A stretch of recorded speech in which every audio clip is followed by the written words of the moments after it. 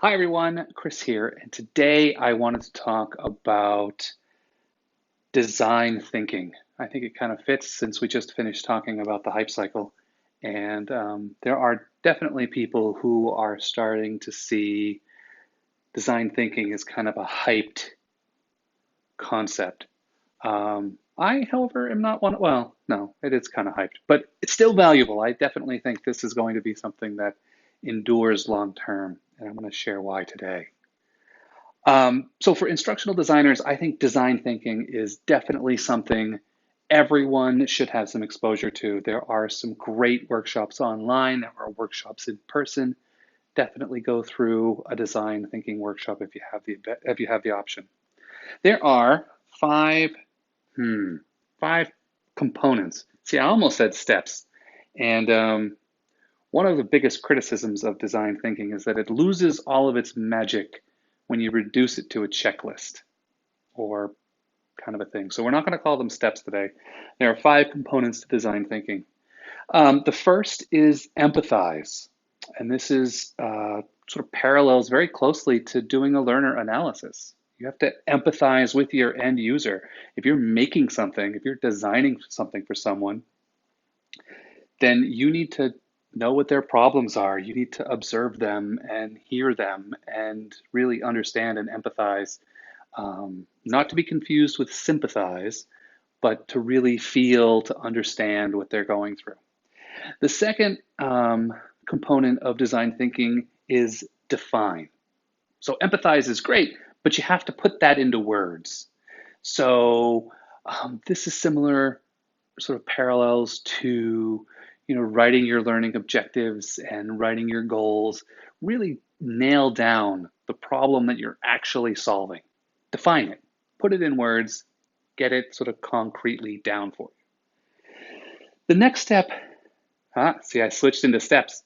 The next part of design thinking is to ideate. And that just literally means to put on your divergent thinking hat, come up with as many ideas as you can possibly come up with, whether they're crazy, realistic, boring, the things that have always been done, the things that have never been done, get them all down. And when you build this giant, crazy map of ideas, you can generally pull together some common threads and come up with something in a direction to go. And that leads us into the next part of design thinking, and that is to prototype. We talk a lot in design circles these days about rapid design and lean everything.